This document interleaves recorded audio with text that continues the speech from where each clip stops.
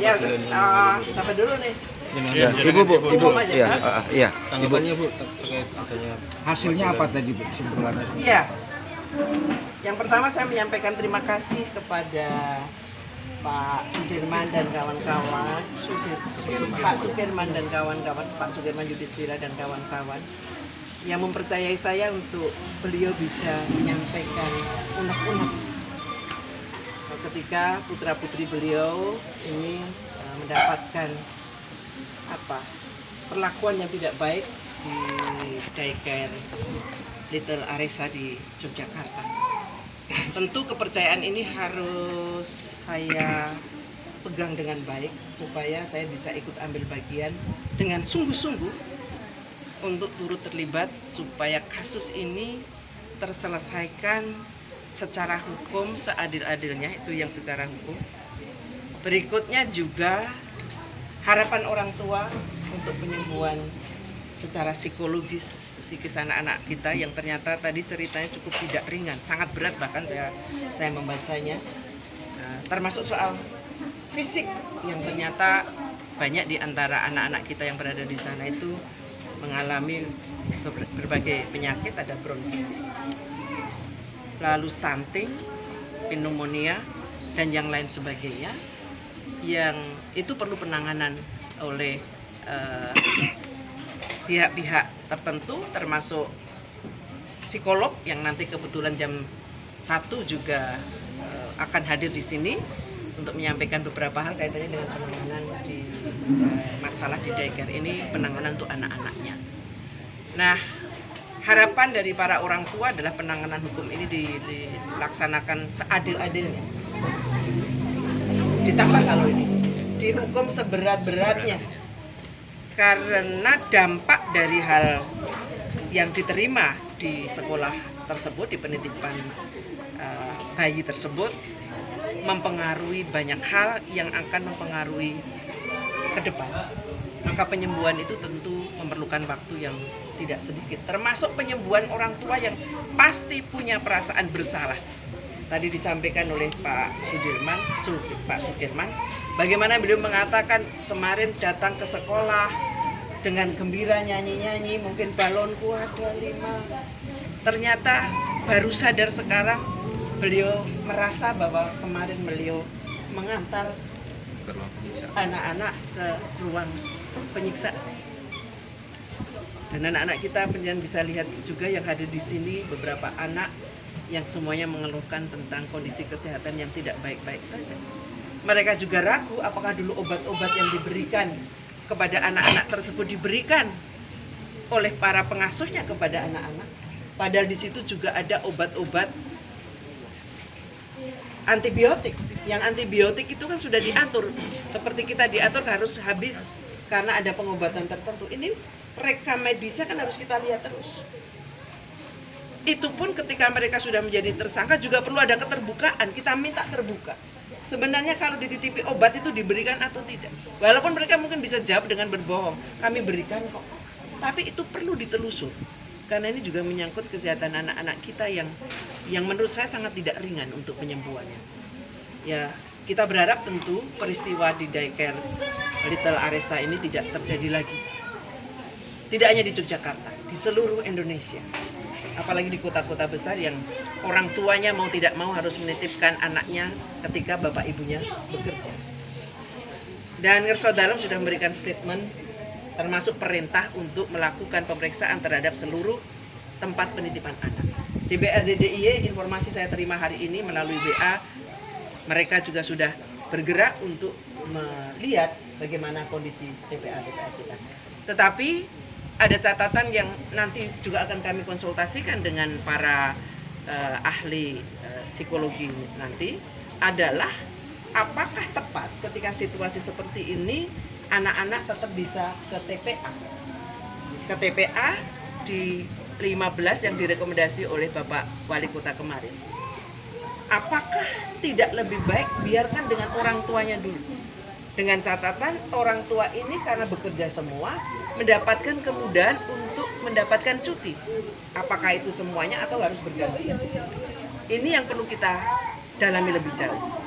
Karena penyelamatan anak, kenyamanan anak, keamanan anak tentu menjadi yang utama dalam hal ini. 15 TPA mungkin sudah diidentifikasi, pasti Pak Wali sudah melakukan itu. Tetapi secara psikologis, apakah memungkinkan itu atau lebih baik bersama orang tuanya dulu di rumah, diberikan rasa aman dulu kepada anak-anak kita. Itu juga menjadi bahan pertimbangan. Yang pasti terkait bantuan hukum ke orang tua seperti apa? Ya, bantuan hukum dari Kadin Kota Jogja sudah menyiapkan diri dari Pemkot. Menurut informasi Pak Sukirman juga sudah ada 25. Nah, persoalannya adalah tidak semua korban ini dari kota. Ada yang dari Bantul, ada yang dari Sleman. Dan tim kami kebetulan ada tim yang selama ini juga bergerak di dalam penanganan kasus-kasus kekerasan, termasuk ngurus soal restitusi yang tadi disampaikan oleh para wali, itu nanti juga akan bergabung untuk membantu. Oke. Mbak Isti, terkait pemilik, itu kan kabarnya orang kuat. Gimana backup dari Mbak Isti? Saya tidak pernah melihat siapapun pemiliknya, siapapun yang berkaitan dengan persoalan hukum. Kita semua pasti akan mengatakan tegakkan hukum seadil-adilnya. Siapapun backing, kalau orang mengatakan itu backing, siapapun yang ada di belakang itu tentu harus turut bertanggung jawab. Bahkan kalau di situ adalah seorang anggota DPR RI misalnya, ya berarti mereka harus ikut bertanggung jawab. Sejauh mana ikut bertanggung jawabnya tentu juga telaah hukum yang kemudian dipakai. Misalnya saja ternyata pemiliknya hanya menyerahkan silakan ini ada tempat, ada modal, ada ini silakan dilakukan.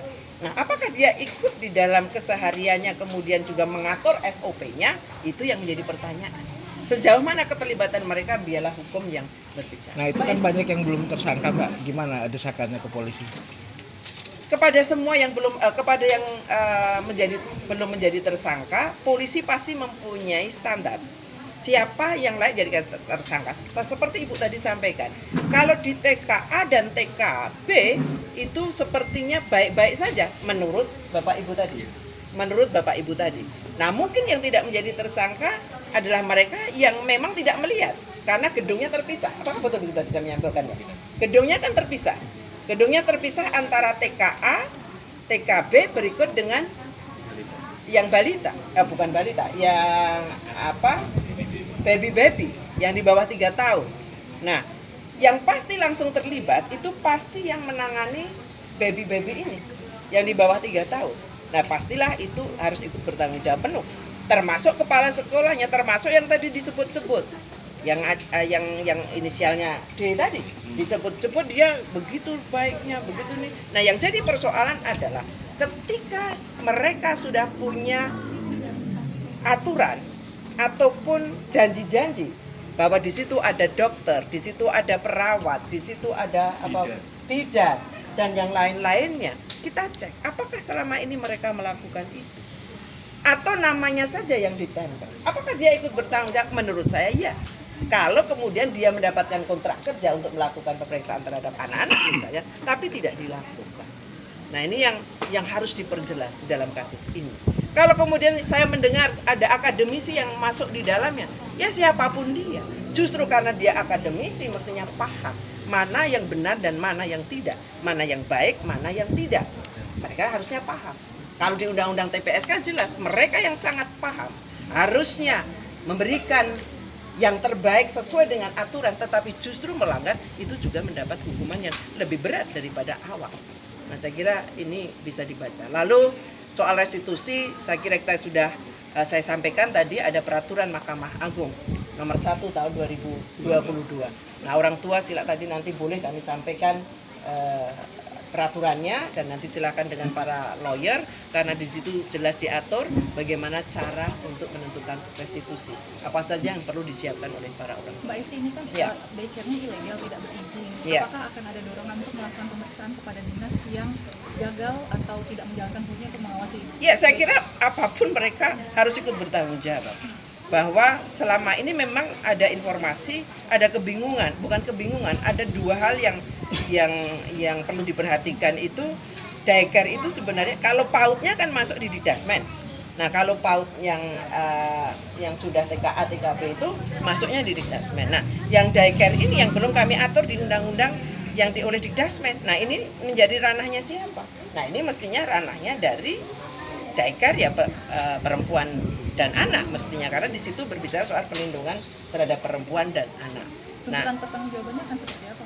saya kira tidak bicara bagaimana tuntutan pertanggungjawabannya, tetapi lebih koreksi terhadap apa yang selama ini terjadi dan apa yang kemudian tidak terkontrol oleh mereka.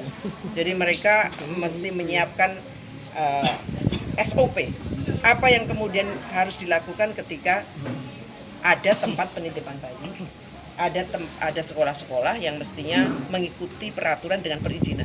Karena dengan perizinan itu standarnya jelas, bahwa standarnya satu pengasuh harus berapa orang, kemudian ruangannya harus bagaimana, apa saja yang disiapkan, termasuk soal CCTV. Nah bisa saja ini nanti para pelaku juga dikenai pasal berlapis, karena CCTV-nya mungkin tidak ada, yang orang tua kan bisa kontrol. Sekarang kan mudah sekali kan, saya bisa cek kok rumah saya dari Jakarta, siapa tamu saya hari ini, misalnya seperti itu dari Jakarta untuk kondisi Jogja. Berarti sejauh ini sampai hari ini, sampai kejadian ini terjadi, tidak ada pengawasan daycare yang baik. Itu yang harus kita perhatikan. Apakah belum ada pengawasan secara keseluruhan oleh pemerintah, dalam hal ini pemerintah daerah ya, baik kabupaten maupun kota. Nah, justru ini menjadi trigger ya. Jadi ini menjadi kesempatan untuk membuka semua seluruh Indonesia. Ternyata kita tidak boleh lalai terhadap daycare. Kalau kita melihat kan daycare ini yang oke-oke saja ya dalam bayangan saya, karena dia juga suka nitipin anak kan, baik-baik saja. Bagaimana anak-anak kita titipkan mendapatkan kesempatan untuk bisa disuapin, ada yang ngomong, ada yang mengasuh, orang tua merasa aman. Nah, kita merasanya juga daycare selama ini baik-baik saja, ternyata seperti ini. Jadi tentu saja saya selaku pribadi yang tadi pada ini minta maaf, mungkin selama ini belum terlalu memperhatikan dengan amat sangat daycare yang ada di Indonesia, termasuk di Yogyakarta. Kalau untuk TK memang kami sering berkunjung, bagaimana pemenuhannya, tapi untuk yang ini mungkin karena memang ada sisi di luar kebidangan saya, tetapi sekali lagi kami minta maaf untuk kemudian bisa menindaklanjuti hal-hal yang mungkin juga masih perlu regulasi, mengingatkan Menteri untuk membuat permen misalnya, SOP untuk mendirikan daycare. Nah itu saya kira harus ditegaskan.